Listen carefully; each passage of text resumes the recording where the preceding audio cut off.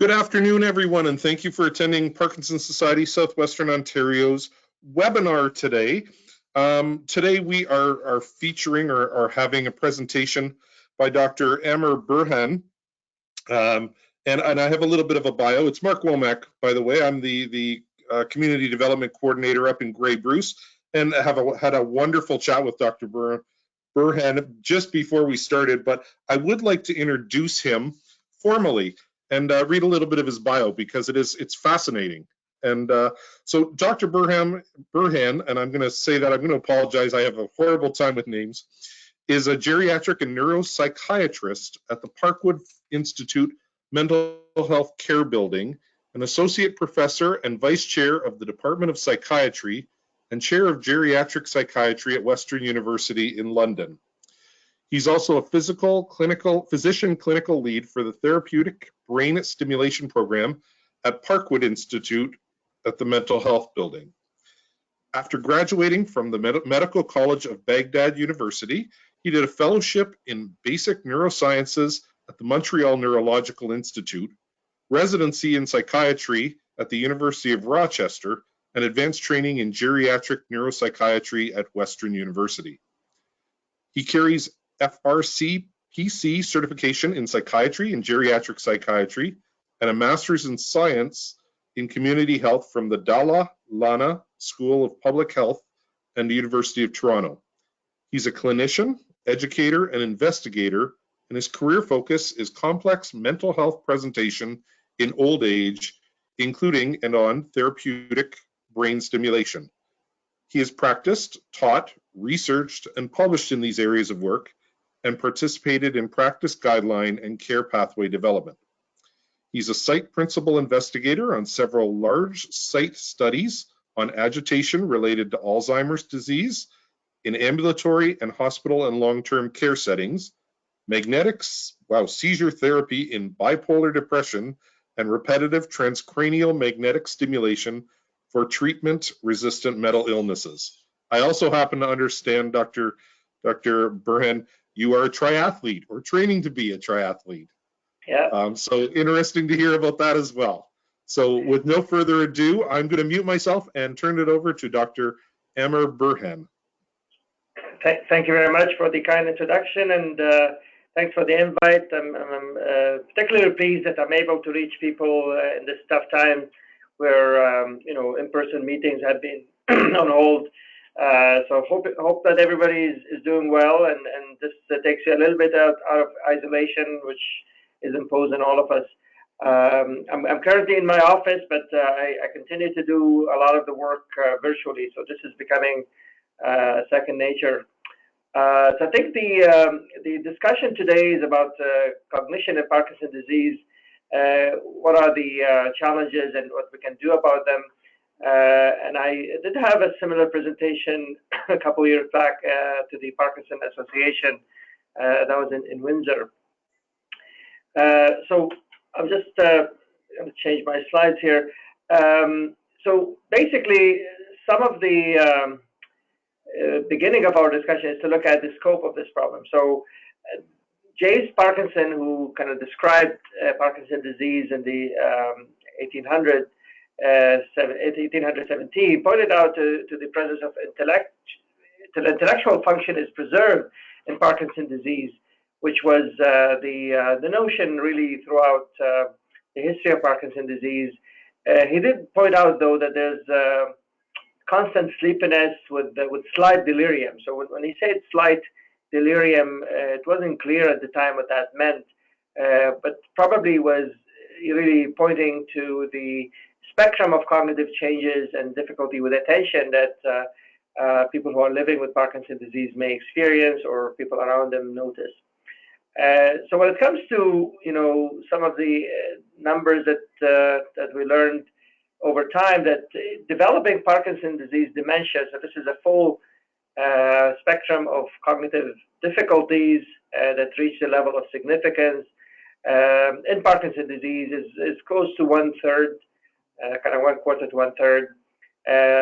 And then, some people specifically develop what they call Parkinson's disease dementia. So 3 to 4% of patients diagnosed with dementia So the other way, so basically, if you bring somebody and call them dementia, about 4% of them will be a Parkinson. But in Parkinson's disease, if you have Parkinson's disease, the group that have Parkinson's disease, about quarter to one-third may have a full dementia syndrome. There's increased risk of developing dementia if you have Parkinson's disease, sixfold compared to the general population. So I mean, these are, the numbers may not be as easy to interpret, but in general, though, we have to keep in mind that advanced age. I'm going to actually maybe try to use some of the tools here just to make it easier. So if you're advancing age, the severity of the illness itself, especially things such as rigidity, imbalance, and gait problems, like gait meaning the walking problem, having some cognitive impairment at baseline or contribute to the risk. So basically, there is a suggestion that perhaps aging has something to do with it, which makes sense in a way because it is likely that we have the combination of the two. So the reality is that we're all aging more these days, and this is you can see that in a lot of the reports as early as 2020, predicting that 1 in 5 Canadians will be 65 and over by 2026. So we are seeing that across the board. So if you're living with Parkinson's disease, you're more likely to age with Parkinson's disease. It's not likely that, because of the current care that we have available, people can survive longer with these illnesses. The one thing that maybe we can start with, though, when we talk about cognitive issues is that we have obviously a person in the middle of all this who would have lived their life in a certain way, have certain personality and social environment and loved ones around them and history. And then Parkinson adds motor features, which is the ones that are quite commonly understood, the slowing down, the shaking or the tremor, the problem with walking, with falls.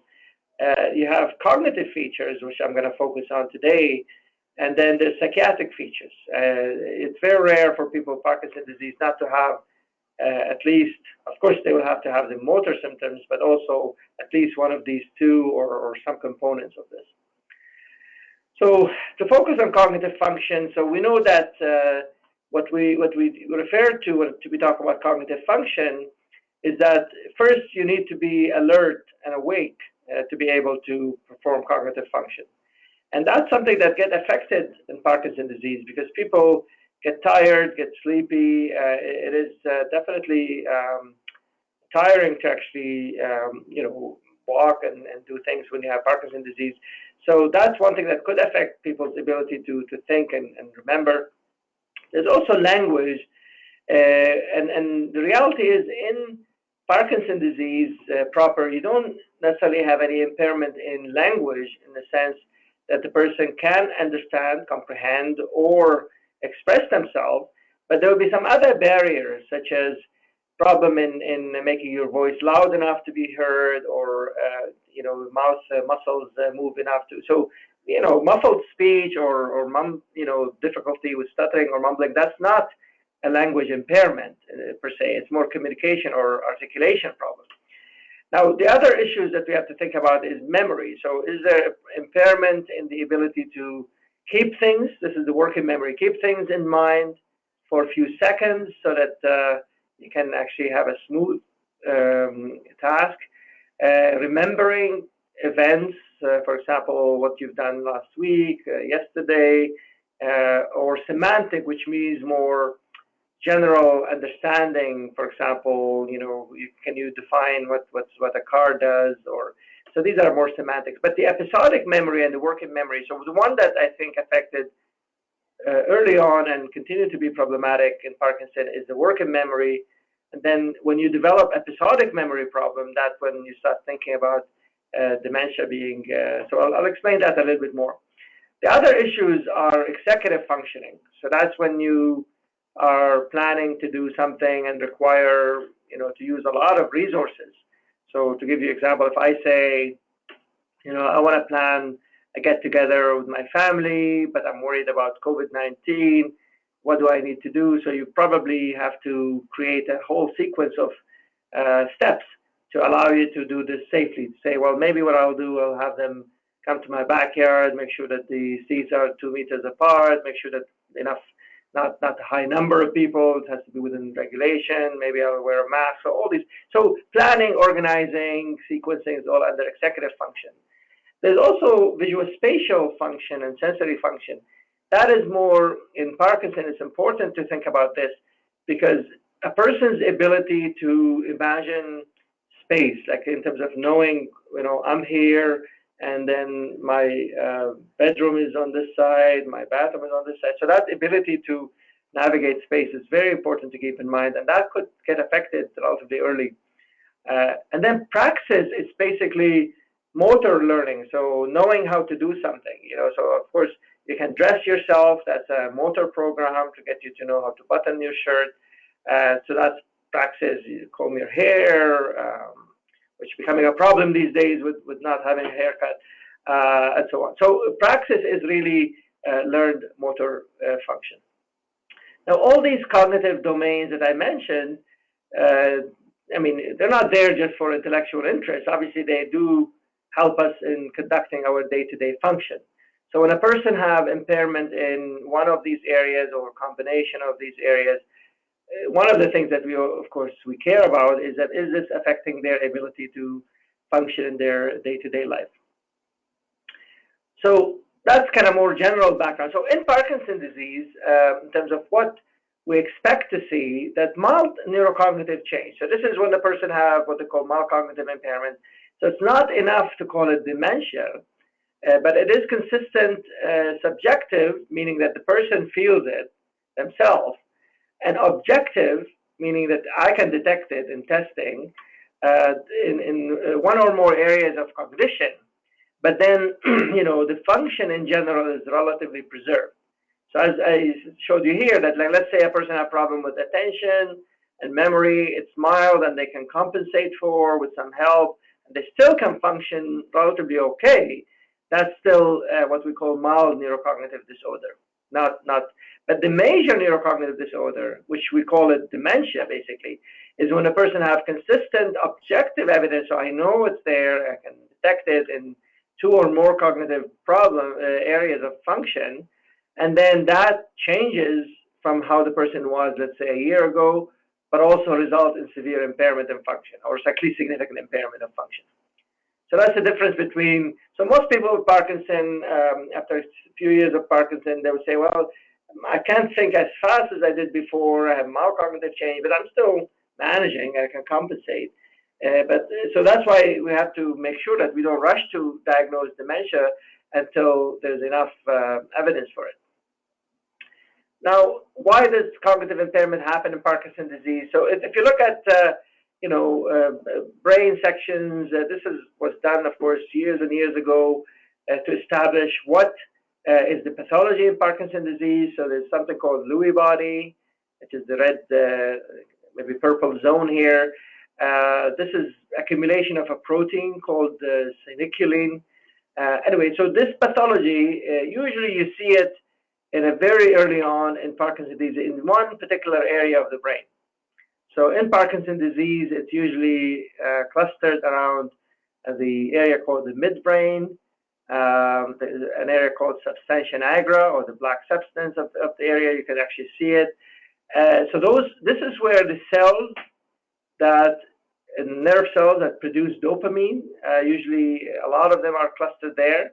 And if you have steadily more and more this pathology there, then the person will have less supply of dopamine, which, we can think about it as the fuel. So if your car gradually running out of fuel, it will be hard to run. So that's the motor component of it.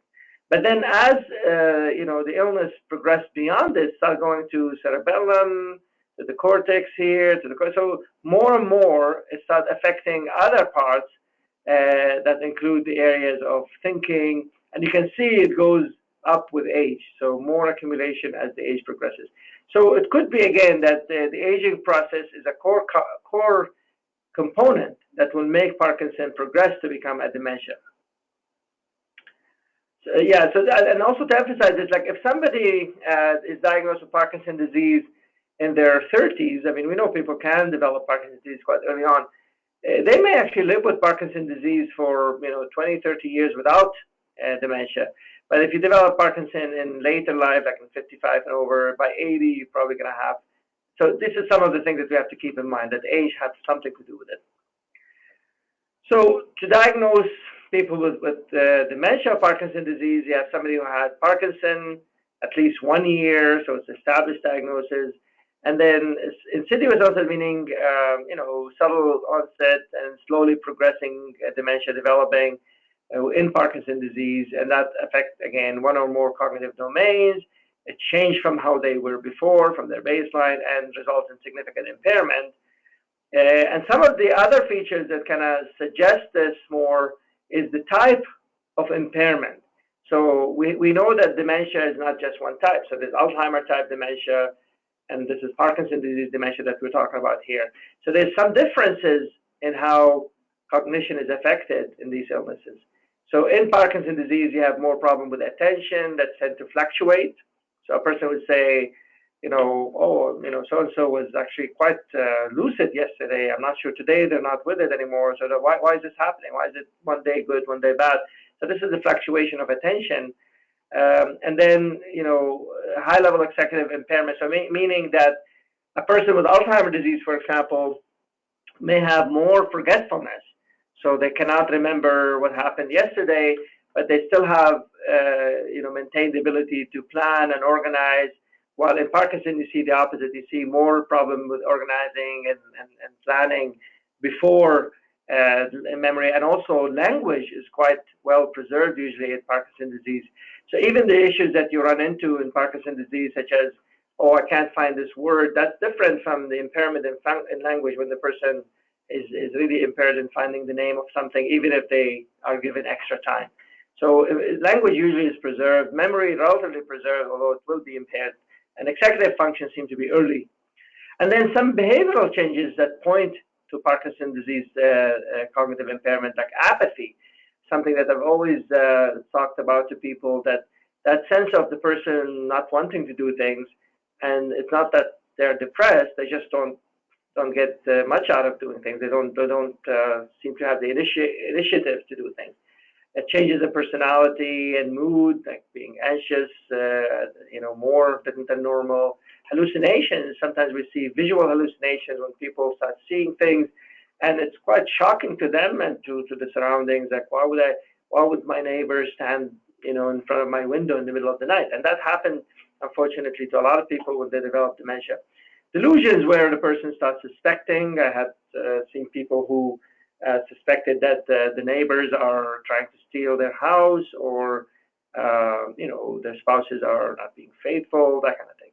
And also tiredness in general and sleeping through the day. These are features that are more likely to happen in Parkinson's disease dementia compared to Alzheimer's disease, for example.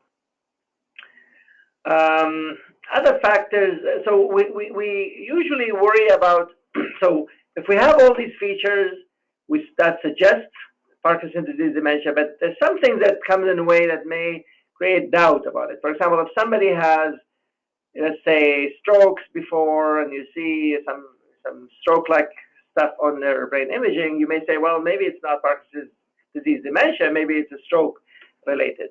And also how long the illness has been there.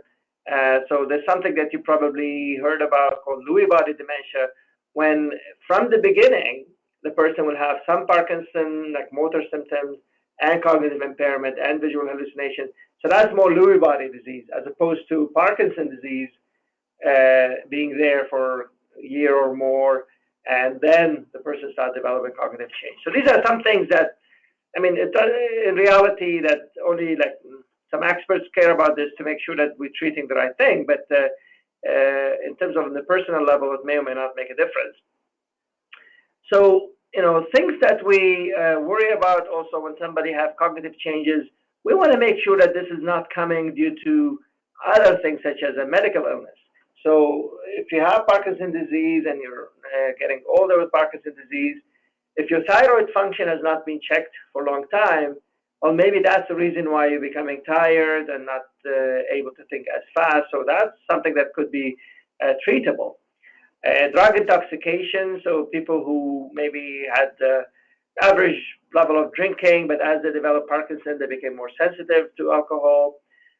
Also, something that I really have to highlight strongly here is depression, because major depressive disorder, we're not just talking about average being stressed out about things, or this is a major depressive illness that can affect cognition with or without Parkinson.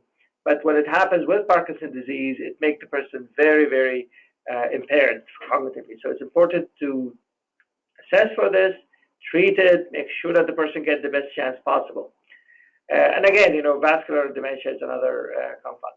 So we usually say, we have the features, core features of Parkinson's disease dementia that include typical cognitive profile and behavioral change. So, at the end we can call it probable dementia of Parkinson's disease or possible. and then of course we have to decide on what we're going to do about it. So by now I'm just going to summarize a little bit to make sure that people are still with me on this. So, we started talking about Parkinson's disease as an illness that have motor, cognitive, and psychiatric issues.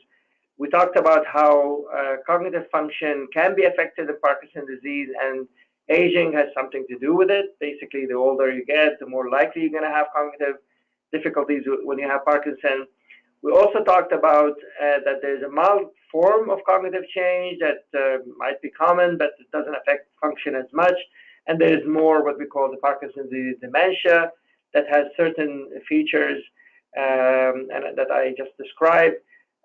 So those are some of the initial outlines that I'd like to make sure that people are aware of.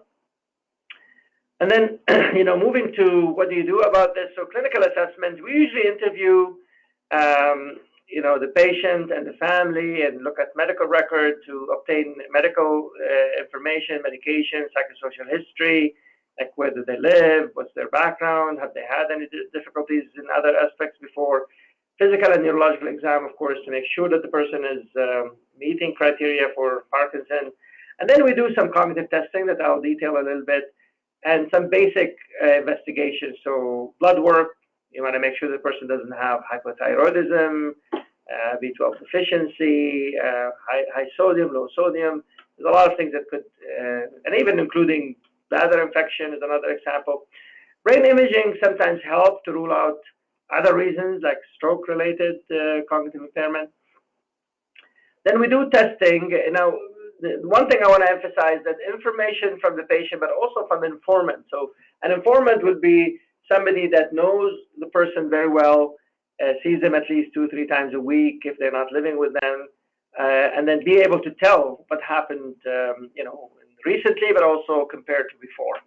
And then we do some testing, like something like we call the mini mental status or the MoCA test. These are tests that will help us know if the person is performing at comparative level to people who are in their age and educational level, or are they doing less than expected, and then we have to understand. And then what profile, like what type of problem we're seeing. Is it more problem with attention, with memory, with language, that kind of thing. Asking about function, asking about behavior is also essential, just for us to be able to come up with a full understanding of what we're dealing with. Again, we always emphasize that there's a person in the middle of this that come from certain biological makeup, psychosocial environment, and of course, where are they now is important. So a person who is living home with a spouse versus living in a retirement home versus still working. As I said, sometimes Parkinson's disease come quite early. And so we need to understand all this before we design our management plan, where we say, okay, first of all, I want to make sure that the patient, the family, caregivers are, they know that I'm on their side. I'm your ally. I want to make sure that you know that this is meant to be to your best interest. So we need to build a good relationship for you to actually trust the suggestion that we have. We need to take care of some medical legal issues. So how safe is it for the person who developed Parkinson's disease dementia, for example, to continue to drive, to continue to leave home safely? Are they going to impose any risk accidentally? I mean, I've had, unfortunately, situations where the person, like to cook, and because of the impaired attention, at one point they may find themselves not able to remember that the stove is still on and result in a fire. The same with driving. I mean, the ability of the person to find quick reaction to sudden changes in the road. It's always important to know that it's not your fault that we're worrying about. It's the fault of other people. So somebody who cuts you off and you're driving safely, doing your normal thing, how quick for you to actually be able to make a decision to, in a fraction of a second, to avoid harming a person, let's say, is standing on the side of the road. So there's a lot of complexity to this. And also we need to make sure that the person is still capable to actually consent to medical treatment, also knowing their finances. I mean, I have been involved in cases where, unfortunately, a person would have been financially abused by either family member, charities. I've had a female actually who lived on her own in the Owen Sound area, and she was scammed, unfortunately, up to $70,000 by somebody who sent her a request for charity from, I think it was from Jamaica, and she continued to send money, and unfortunately she was forgetting and kept sending money. She's kind, but that took away a lot of her savings. So it's really one of those unfortunate situations. So we need to take into account the potential for people to be abused financially, but also physically.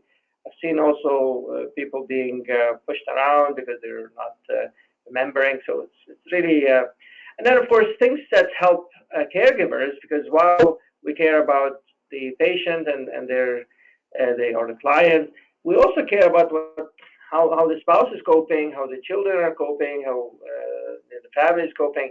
So a lot of things related to Parkinson Association, for example, supportive psychotherapy, respite care, placement decisions issues. So all this stuff is really essential before we talk about other therapeutics. Then we think about, could we do anything about this? So risk factors. So if you are somebody with Parkinson's disease, you probably will hear from doctors who treat you that, let's see if we can keep you well, keep your brain as healthy as possible.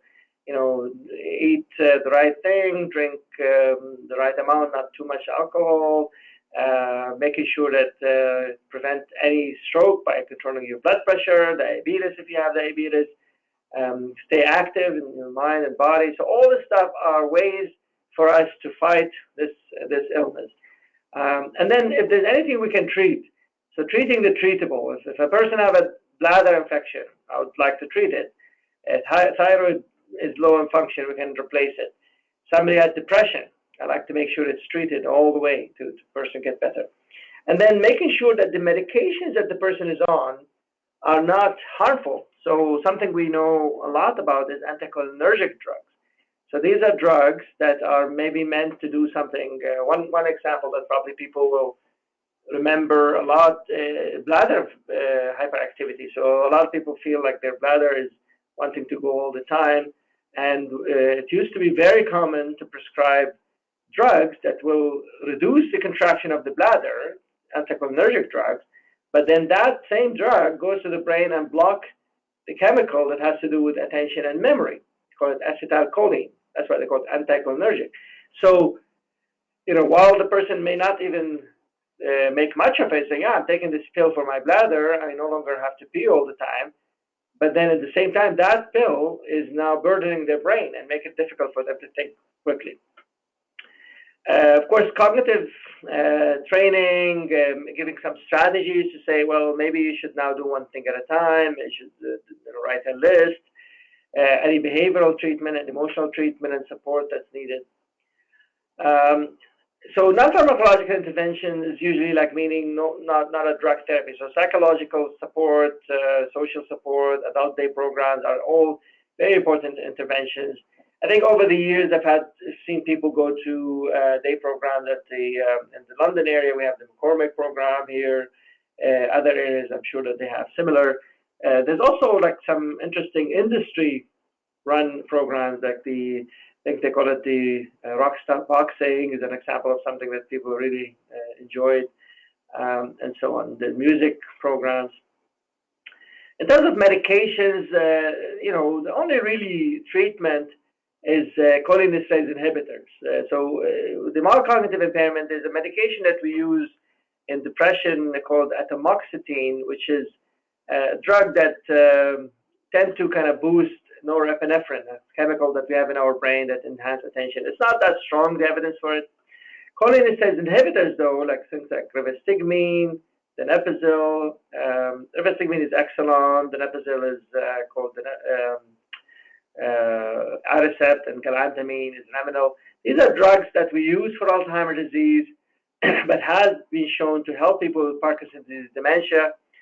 Rivastigmine, for example, has oral capsule, but also as a patch. You always have to watch for side effects. Sometimes you see people have upset stomach, active dreams, the heart rate can slow down, muscle cramps can worsen, tremor can worsen. So we have to keep an eye on these things. So while our intention to help the person, we want to make sure that's not at the cost of causing them other problem in their life. The one other thing I want to cover before I respond to questions is the neuropsychiatric symptoms of Parkinson's disease dementia. So this is the behavioral. So we have a lot of behaviors that could change in general: agitation, aggression, depression, anxiety, hallucinations, apathy. So I highlighted the ones that had been shown to be specifically problematic in Parkinson's disease. So when we see these things, and when a person they're agitated, they're upset, and distressed, you always ask the first question, like, is this a need that the person has? So a person who, you see them sitting there and all of a sudden they just want to get up and sit down, get up and sit down, they're pacing, they might be just bored because unable to do what they were able to do.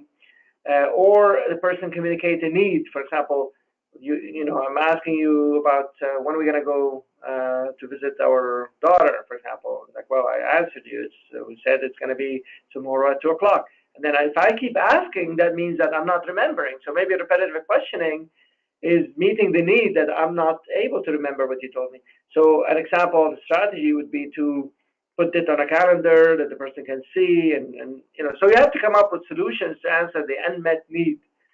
And then the person could be aggressive and agitated because they have pain that they're not treated adequately for, or as I mentioned earlier, bladder irritability. If I have to go to the bathroom, 3-4 times an hour, and now I'm going to have to be in the car, and I'm not sure what's going to happen, so I'm really upset and tense.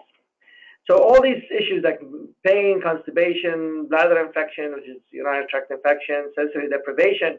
I have, visual problem, and I now can't read, and I'm sitting there waiting for people to help me out. That could get me upset.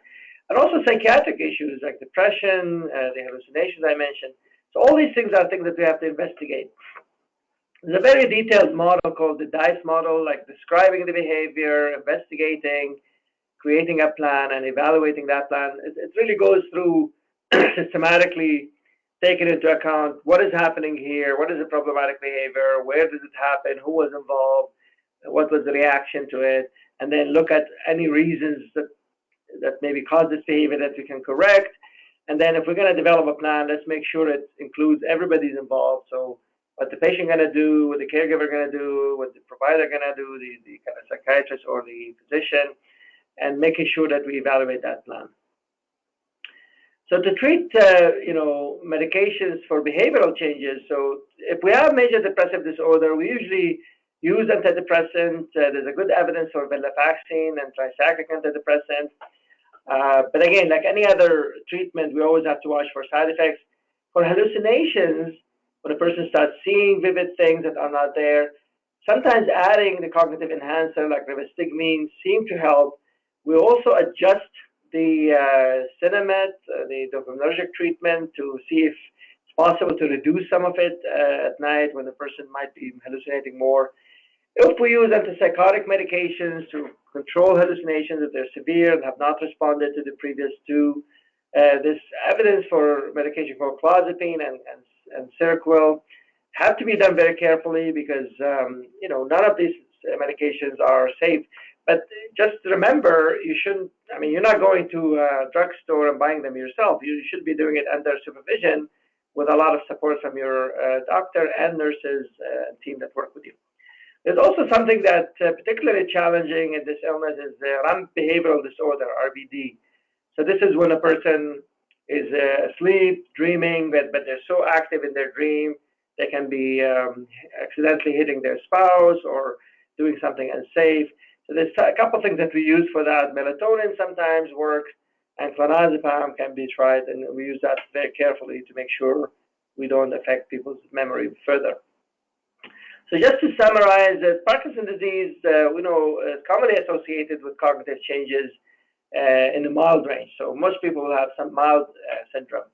When the dementia develops, that's really in about 1/3 of patients that have Parkinson, and it does increase with advanced age, and those who have severe non-tremor symptoms. So when a person have a classic Parkinson with tremor, it's not as much likely to develop dementia, but if it is not like bilateral, slowing down and falls and gait, that's more likely. The functional behavioral challenges can really herald or kind of point to the beginning of dementia. So when somebody has been stable for a long time on certain medications for Parkinson, and now they start having more anxiety, more hallucinations, you start thinking, well, why is this happening now? And of course, we have to always, do a comprehensive plan of care to reduce the suffering for the person, but also the, burnout in their caregivers. So I think that's a reasonable summary because I want to give enough time for interaction. I'm now open to hear any questions. Thank you. Thank you, Dr. Burhan. It's Mark again. We do have a few questions that have come in, and we do have a bit of time. So if you would like to ask Dr. Burhan a question, please type it in the question box and I will relay it. So our first question is from Heather, and she asks, are there milestone signs to watch for in the deterioration? Yes, I mean, the question obviously is a great and practical one related to what to have to predict. So let's say that a person is dealing with only a little bit of attentional difficulties when they say, well, I can't now listen to too many people talking at the same time. I need to do only one thing at a time. That can go for a long, long time. And it's not a bad, it's just a common feature. The only thing that will create the progressive decline would be when a person is now diagnosed with Parkinson's disease dementia. So they have impairment in remembering, in attention, they have visual hallucinations, let's say, and now you start thinking, okay, well, this is mild today, is it going to progress? So you have to watch for two things. One is it actually within 1 year, how far this person has gone? Sometimes people can be faster than others. And in terms of how long it takes for people to progress, I mean, there's averages. So we know that about 5 to 7 years average when the person actually progresses to advanced stage. There's something that I didn't put here, but we call it the FAST, F-A-S-T, which is a functional assessment questionnaire. So that gives you different stages of the illness. I think it's a very useful tool to give you guidance. It takes a functional framework. So a person who just forgetful and you can remind them, that's very mild phase, but a person who now cannot do things independently and they need you to supervise them, but they still can do basic care, that's different stage. So it goes into 7 stages. So that's something that you probably, it's actually available, cognitive domain. I'm sure I can even see if I can, I don't think I can share my screen to show web search. Is that possible or? I'm not sure. Yeah, actually, let me just a quick look here because I can probably, you see my screen now? We do? Yeah, so let me just show the scale because that's actually a very, they call it FAST scale. See if it's going to be easy. So this is the FAST scale, which is now used by different teams in Ontario, for example, to, so for example, you can see it here. So a person has, it's actually big so that you can see it. Not, not as big as I'd like it to be. So let's look at it here. So no difficulties, either subjective or objective problems. So the person can remember everything. Then the person may start complaining of forgetting location, maybe not finding new things. This is where mild cognitive impairment is, when the person has difficulty in traveling to new location, decreased organization capacity. So up until here, it's mild, like nothing. Now, when you have decreased ability to perform complex tasks like planning dinner for guests, handling personal finances, that's become the beginning of dementia. But you can see that the person can still live independently. By 5, will be having problem choosing what to wear, appropriate for the season. This is when you start seeing more and more impairment. So improper putting of clothing, unable to bathe properly, unable to handle mechanics of toileting. And you can see here, stage 7 is very difficult. So this is actually long-term care usually. So between these two phases. So this is a guide for how to predict the progression. Okay, thank you. Heather had a follow-up question as well, and she asks, what role does diet play in cognition, and what diet recommendations are there? Yeah, so the diet has been investigated in cognition. The problem with the studies that we have from diet, that they're more of a population level. So we learned from big population studies that there's certain things that are good for your health and brain. Usually what's good for your heart is good for your brain. So for example, Mediterranean diet, which has olive oil, seafood or kind of fish, nuts such as walnuts and similar, are all considered good. But again, whether you're going to see the impact on one person at the time that they have the diagnosis is hard to see. But in general, though, we always say to people, okay, well, adopt a diet that has more green, more olive oil, make sure that it's not heavy on red meat, lean more toward fish and nuts. And if there's any supplement deficiency, I mean, we don't believe in vitamins, multivitamins. We believe that there's a deficiency in vitamin D, for example. We like to supply it, so it's a good agent to take. Vitamin B12, only if there's deficiency. So those are some of the guidelines. Alcohol has been debated. When a person is not with Parkinson's disease, a modest consumption of red wine, for example, has been shown to be protective. Coffee has been shown to be protective, but then too much of it is backfire. So if you have a cup of coffee a day or up to 2, that's good.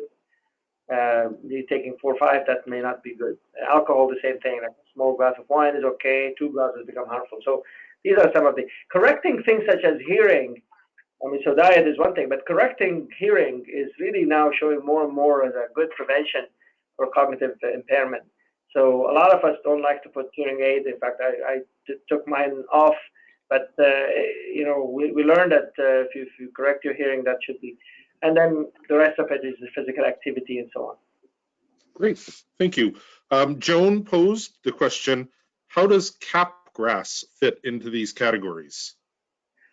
Okay, well, thank you for the question. So capgras is a syndrome of misidentification, they call it. So, it's kind of described by Capgras, the name of the physician. It's basically if a person tells you, so let's say you're living with a spouse who developed an illness like Alzheimer's disease, and this person will tell you, you're not my wife anymore, you're somebody that looks exactly like my wife, it's an imposter. So it's an illness of or a symptom of losing familiarity. So the person still says that you look exactly like my wife, but I don't think you're my wife or my husband. That tells you that it's I'm seeing you, but I don't think you are. I'm not as familiar with you. So that happens in illnesses like Parkinson's disease, dementia. It happens in Alzheimer's disease. It happens in head injury and stroke sometimes. And it's very challenging because obviously it's very disappointing and upsetting to you as a person trying to help the patient. The one thing that I want to clarify, though, sometimes there's another symptom that may look like capgras, which is a person not recognizing you. So somebody would say, who are you? Why are you in my house at this time of the night?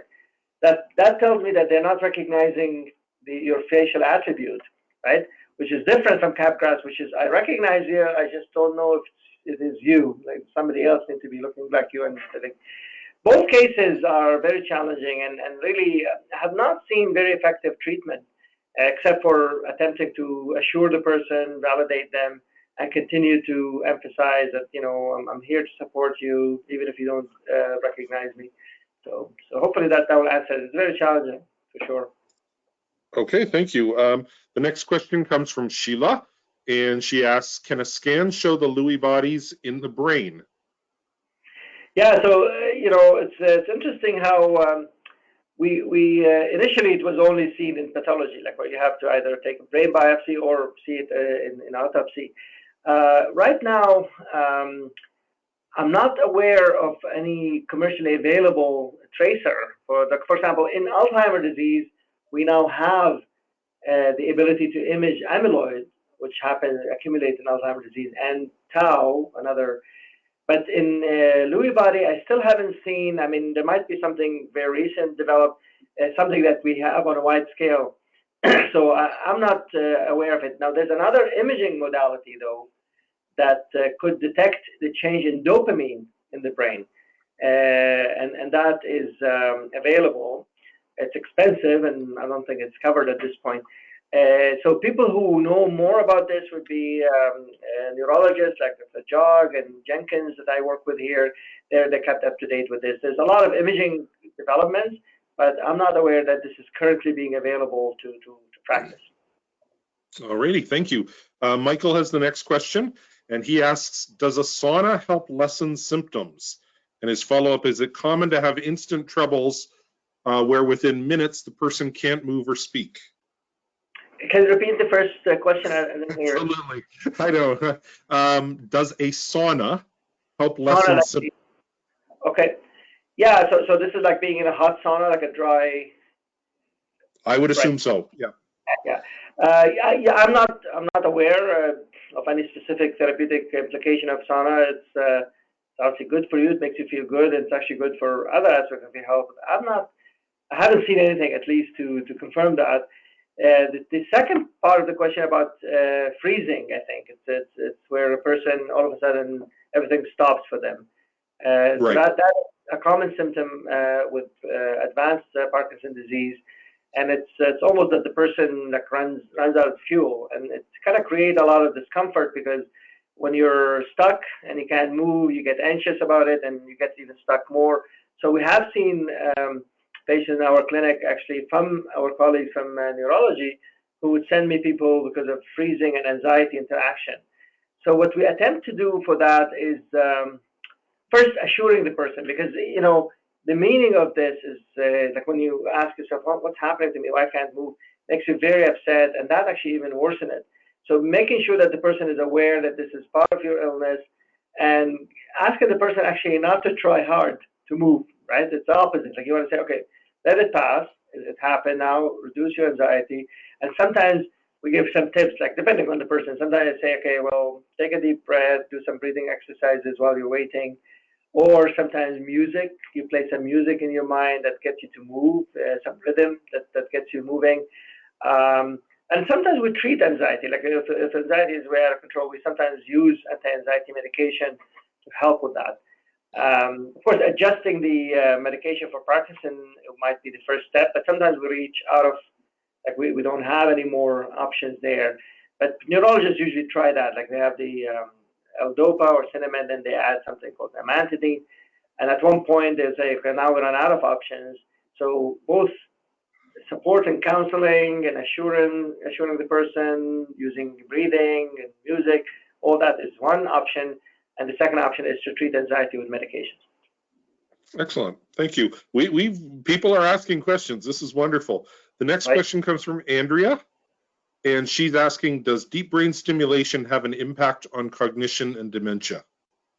Yeah, it's a great question. So deep brain stimulation, as you know, have been a great option for people with Parkinson's disease, has been with us, probably over 20 years now.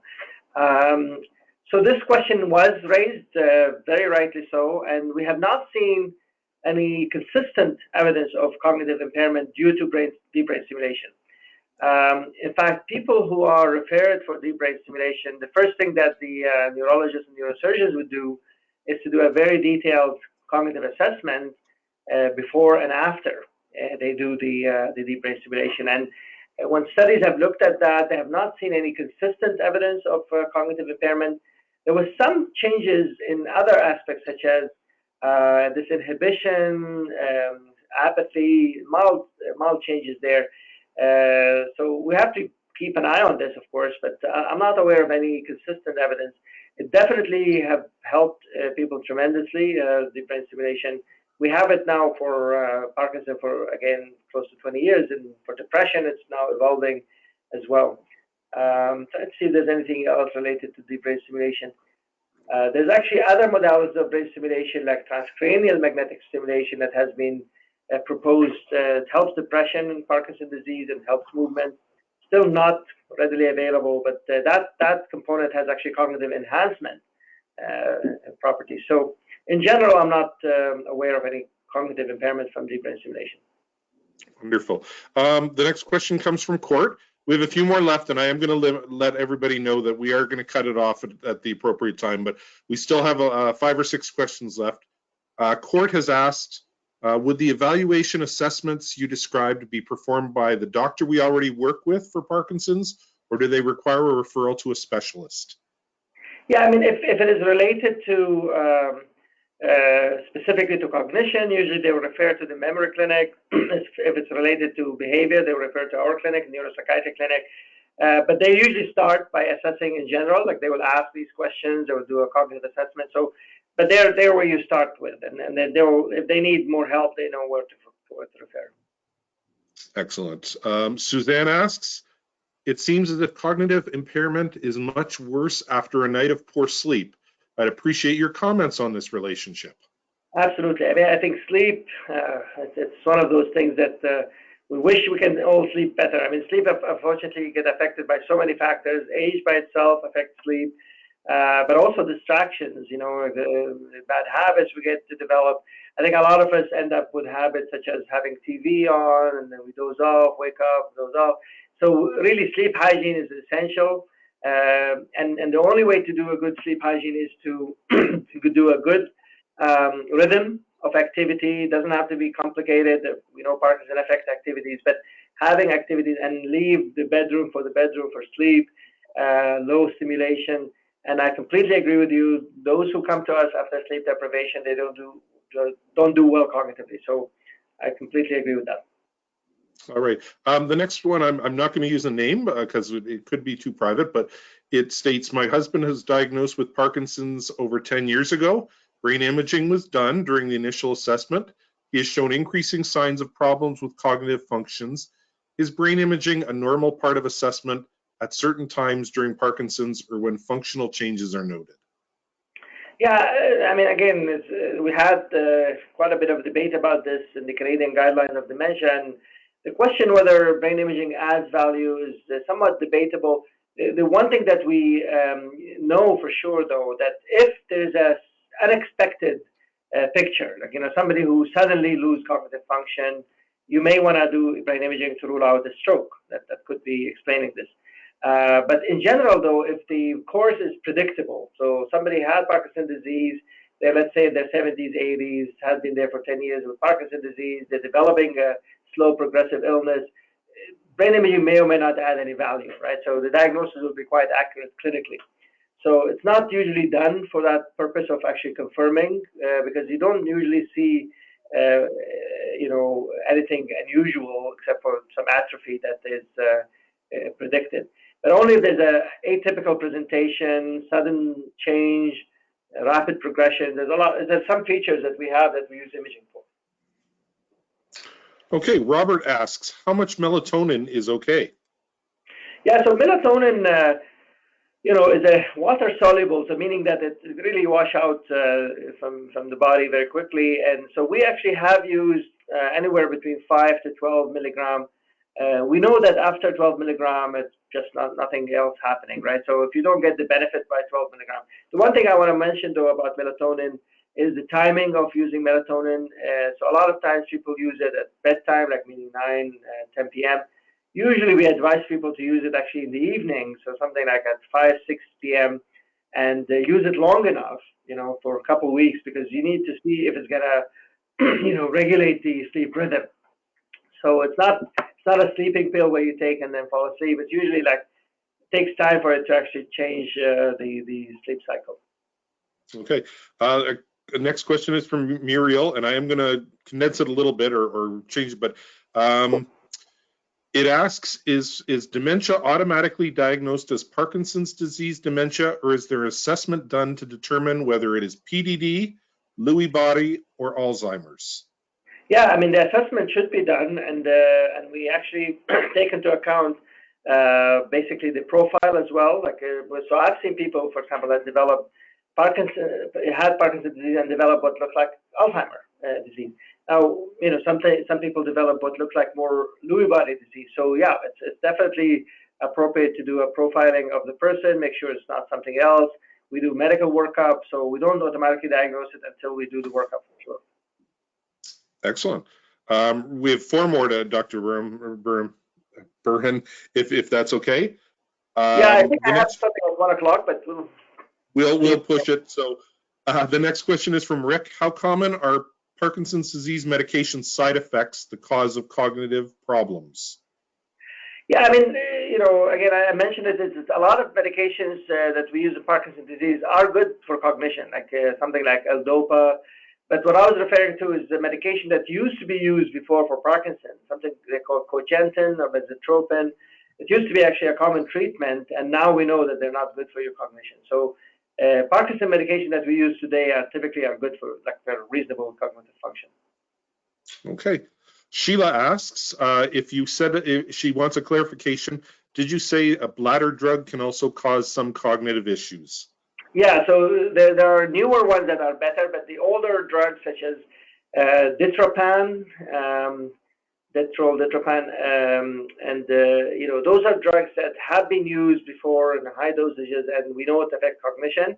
The newer ones, I think there's one called Enablex that's it doesn't go to the brain as much. So your doctor should be mindful of that when you have Parkinson's disease dementia. Okay. Michael asks, can prostate infection push Parkinson's symptoms to be extremely severe? Yeah, I mean, prostate infections such as prostatitis can affect bladder function. It can create inflammation in general in the body is not good news, like it affects cognition. So usually we'd like to treat anything that's treatable, and that includes prostatitis. And our final question is from Marianne, and she says, how do you treat obsessive compulsive eating, very fast, uncontrollable, taking venlafaxine 75? Right. So, yeah, I mean, it's one of those. I think when we see that impulsive eating, sometimes that comes from the effect of dementia on the frontal part of the brain.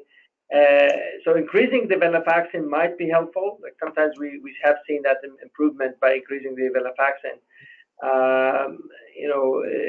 But the other one is really looking at non-pharmacological environmental changes, like for example, less exposure to the food. Sometimes even hiding. So when the food is available, the person has impulsive act. So even hiding the food and make it less accessible may help with that as well. So a lot of behavioral intervention can help. When the medication usually we use higher dose of Effexor. Wonderful. Dr. Burhan, first of all, I want to thank you for being on the front lines, along with your colleagues. I know it's a really crazy time for all of us, but here at Parkinson's Society, Southwestern Ontario, we really do appreciate you and your clinical colleagues being there for our patients and our clients. This was a wonderful presentation. I know the questions. I actually had to tell some people we couldn't ask them. We're out of time, but I do appreciate your time, and thank you very much. I do want to remind everybody that our next webinar is scheduled for June 10th at noon, and you can register on the ParkinsonSociety.ca website. and it's actually featuring Tim Haig, who's the winner of the Amazing Race, and also a Parkinson's patient, talking about the power of perseverance. So Thank Dr. you Burhan, for the invite. sorry? I really enjoyed talking to you guys. Thank you. Yes, thank you for your time. I know you have to get to a meeting, but I do appreciate it. Okay, Have a wonderful day. Thank you to everybody.